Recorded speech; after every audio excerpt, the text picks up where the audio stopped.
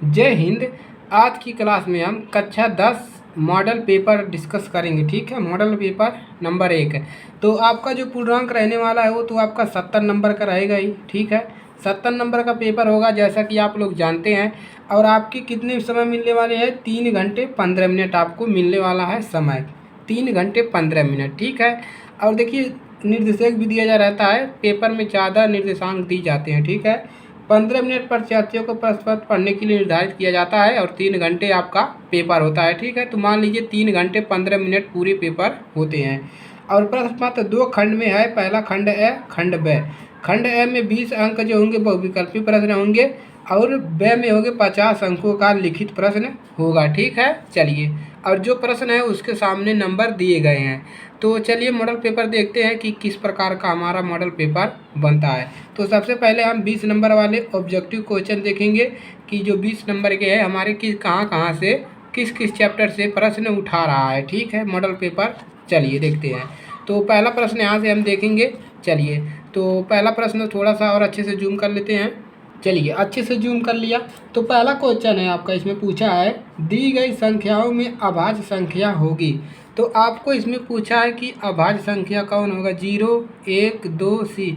तो शायद यही जो 2 है यही अभाज्य संख्या होगा। ठीक है, तो आंसर हम इसमें नहीं करेंगे। ठीक है, आंसर भी करते रहेंगे। चलिए, तो दूसरा है आपका रैखिक समीकरण युग में इतना बरता था इतना के हल हैं। एक अद्वितीय हल, 2 हल, अपरिमित अनंत हल, कोई हल नहीं।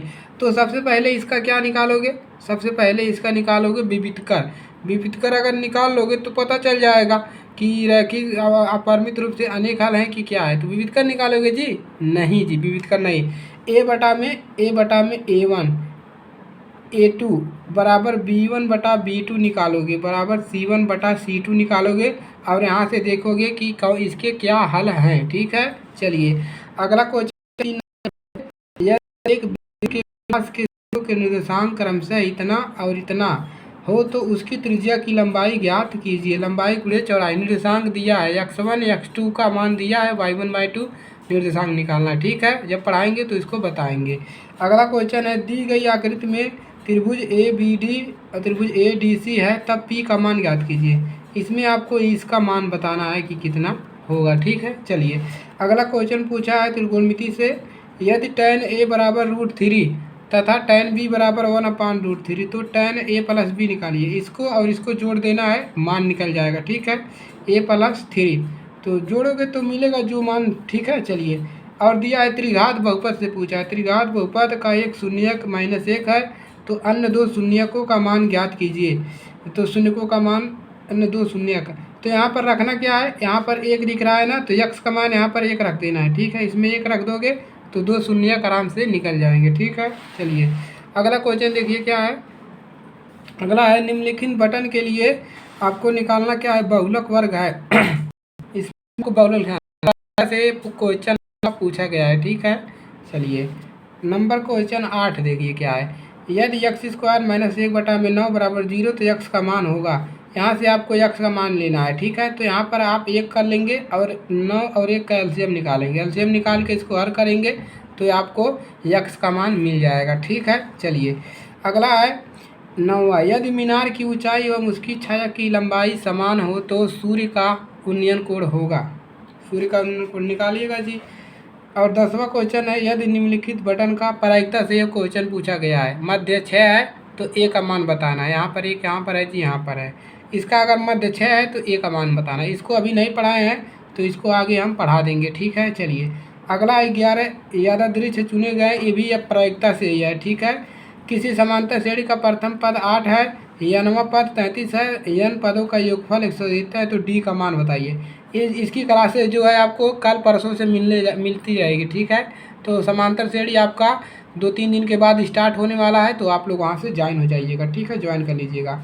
और दिया यदि इतना बराबर इतना रैखिक समीकरण तो x + y का मान होगा। इसको शायद पढ़ा दिए हैं। ठीक है, निकाल लीजिएगा आप लोग। चलिए अगला क्वेश्चन देखिए क्या है आपका। क्वेश्चन नंबर 14 देखिए, दिया है त्रिभुज ABC समरूप है, त्रिभुज DEF है, कोण A 30 डिग्री, इतना इतना इतना। तो ये अभी नहीं पढ़ाया गया है तो इसकी क्वेश्चन कराए जाएंगे।